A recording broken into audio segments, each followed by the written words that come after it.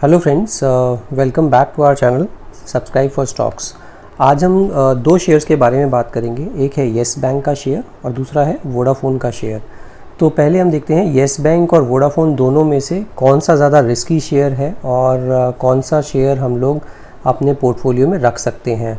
तो let's first talk about Vodafone idea. So Vodafone idea में जैसे आप देखेंगे कि मैंने ये अगर हम लोग 5 इयर्स का चार्ट लगाते हैं तो 5 इयर्स में ऑलमोस्ट 91% का डिटेरियोरेशन हो चुका है इस स्टॉक में। और इसके काफ़ी रीज़न्स हैं। जैसे आपको पता है, इनका एक तो डेट बर्डन इतना ज़्यादा है कि इसको सर्विस करने के लिए इनके पास पैसा ही नहीं है। और जो दूसरा हैंगओवर इसके ऊपर है वो है AGR ड्यूज़ का। तो AGR ड्यूज़ जैसा आप जानते हैं, AGR ड्यूज़ अभी सुप्रीम कोर्ट में ये केस चल रहा है। और जहाँ पे वोडाफोन आइडिया ने ये बहुत क्लियरली बोला है कि अगर हमें इसमें टाइम नहीं मिलता पे करने के लिए तो it will be very difficult to sustain our operations in India as well. So उसमें वो वाइंड अप करने की स्थिति में हो जाएंगे अगर सुप्रीम कोर्ट ने इनको 10 से 15 साल का टाइम नहीं दिया है। पहले ये 20 इयर्स का टाइम मांग रहे थे, but now they have come down to 15 years. आप देखते हैं, कल इसकी हियरिंग है सुप्रीम कोर्ट में, तो we need to keenly watch for Supreme Court outcome as well. अब इसमें जो प्रॉब्लम है इस शेयर में, अगर आप इस क्वार्टर का रिज़ल्ट भी देखेंगे तो इस क्वार्टर में रिज़ल्ट भी बहुत कुछ ग्रेट नहीं रहा है। कुछ 24,000 करोड़ का इन्होंने लॉस शो किया है, बट वो भी अगर आप देखेंगे तो 24,000 में से इन्होंने अपना 20,000 करोड़ के आसपास का प्रोविजनिंग की है अगेंस्ट AGR ड्यूज़। तो वो ठीक है, बट AGR ड्यूज़ के लिए अगर सुप्रीम कोर्ट बहुत स्ट्रिक्ट कुछ अनाउंसमेंट करती है और टाइम नहीं देती है तो वायबिलिटी की प्रॉब्लम हो जाएगी इस कंपनी के साथ, बिकॉज़ डेट बहुत ज़्यादा है इस कंपनी के ऊपर।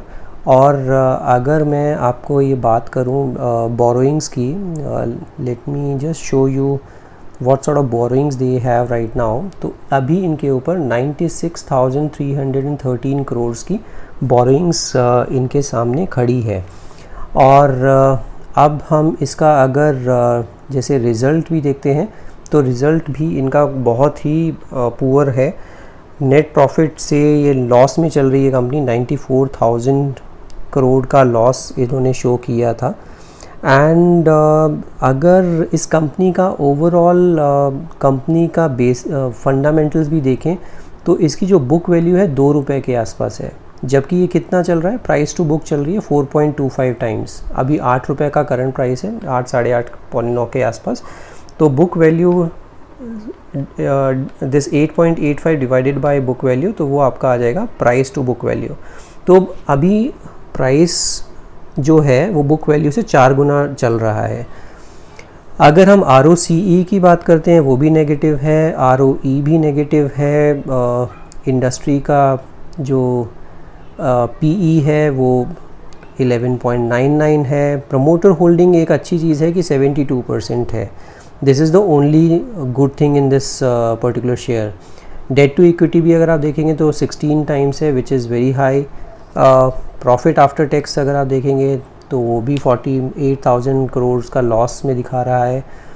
अब अगर हम इस कंपनी को लेना चाहते हैं तो ये एक प्योर प्ले ऑफ गैम्बल होगा, क्योंकि इसमें कोई एक पैरामीटर पर भी ये कंपनी ऐसा नहीं दिख रही है कि बहुत अच्छा करेगी। हाँ, अगर ये AGR ड्यूज़ के ऊपर सुप्रीम कोर्ट ने इनको कुछ रिलीफ दे दिया तो I am sure that they will be able to sustain it and slowly and steadily they will grow.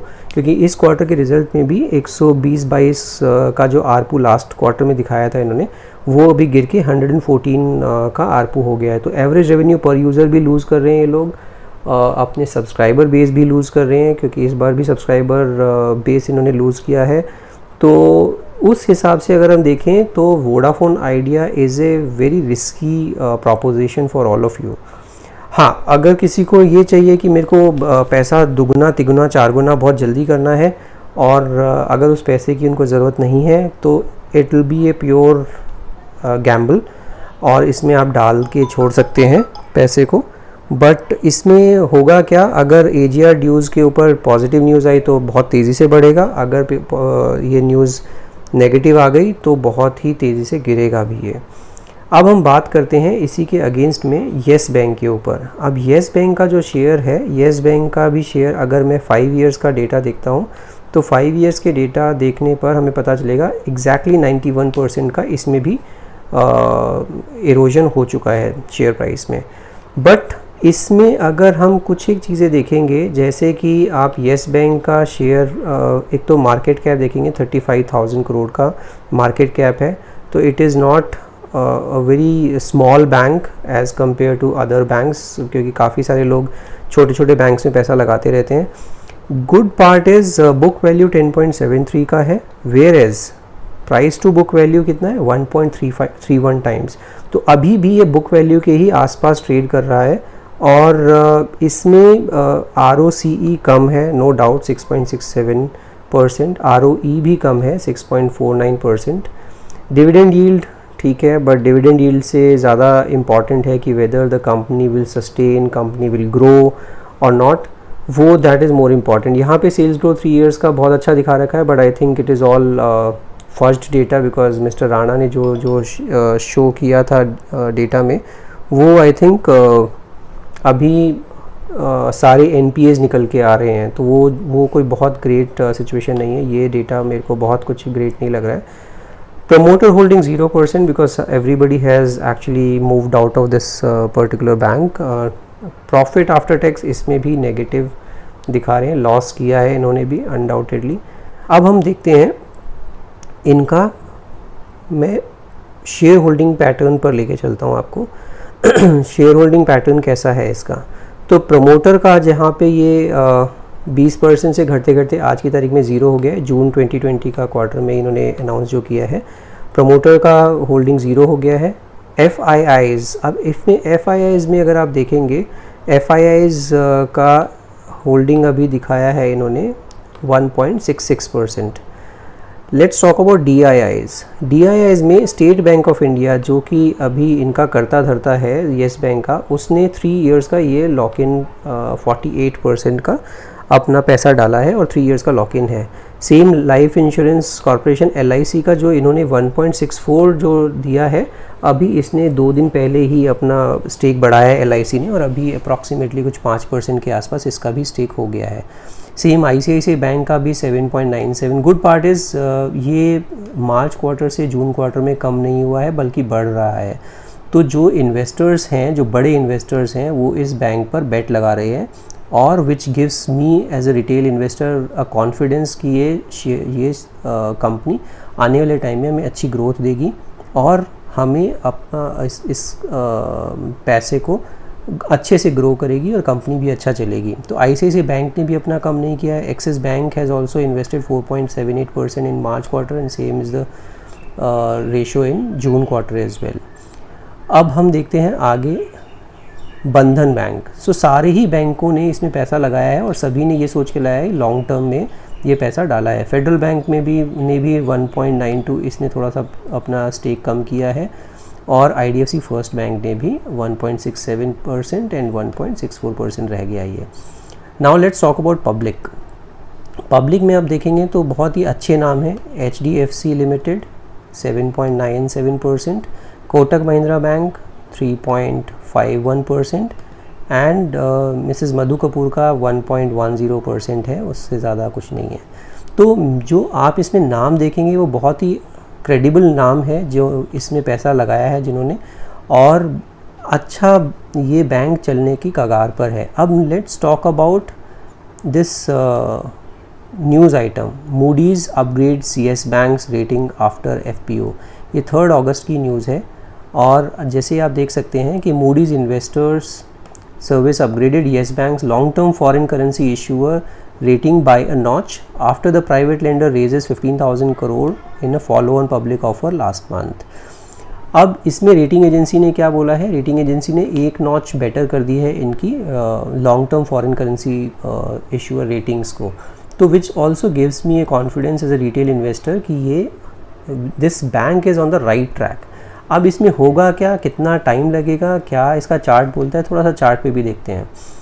ये मैंने डेली का चार्ट लगाया है यहाँ पर येस बैंक का, और अगर आप डेली के चार्ट में देखते हैं तो इसने यहाँ पर लो बनाया था 11 रुपीज़ 65 पैसे पर। आज ये चल रहा है 14 रुपीज़ 10 पैसे पर। अगर आप MACD का देखेंगे तो इसमें पॉजिटिव क्रॉसओवर्स हो चुका है यहाँ पर, और अगर आप इसका RSI भी देखते हैं तो वो भी ओवरसोल्ड टेरिटरी से अभी जस्ट निकला ही है, राइट। 31.79 का इसमें RSI चल रहा है। तो that also gives me a confidence कि पॉजिटिव क्रॉसओवर्स MACD पे हो चुका है, और RSI भी हमें शो कर रहा है कि ये अभी जस्ट ओवरसोल्ड टेरिटरी से निकला है। अब इसमें नेक्स्ट पड़ाव क्या हो सकता है, मेरे को लगता है ये नेक्स्ट पड़ाव आएगा यहाँ पर 16 रुपये 55 पैसे के आसपास, क्योंकि यहाँ पे ये जो गैप से निकला था, गैप डाउन जो इसकी ओपनिंग हुई थी, वो जो गैप है उसको फिल करने में हो सकता है वो रेजिस्टेंस फेस करे। तो पहला जो पड़ाव होगा वो होगा 16 रुपीज़ 50 पैसे के आसपास। सेकंड जो पड़ाव होगा वो होगा यहाँ पर, क्योंकि यहाँ पर भी इसने गैप डाउन अप्रोच दी थी, जो कि है 23 रुपये 40 पैसे 23 रुपये के आसपास। अगर वो निकलता है तो फिर वो 25 से 30 रुपये के बीच में आ सकता है। कितना टाइम लगेगा, I really can't comment on it. Let's talk about idea का शेयर भी, कि आइडिया में क्या चल रहा है और क्या सपोर्ट और रेजिस्टेंसेस हैं। आइडिया में ये एक यहाँ पर एक इवनिंग स्टार बना था। इवनिंग स्टार बनने के बाद ये तेज़ी से नीचे आया और इसने जो है नीचे लगाया 7 रुपये का लो। 7 रुपये के लो के बाद यहाँ से इसने सपोर्ट लिया, तो इसके बाद आज ये 8 रुपये 85 पैसे पर चल रहा है।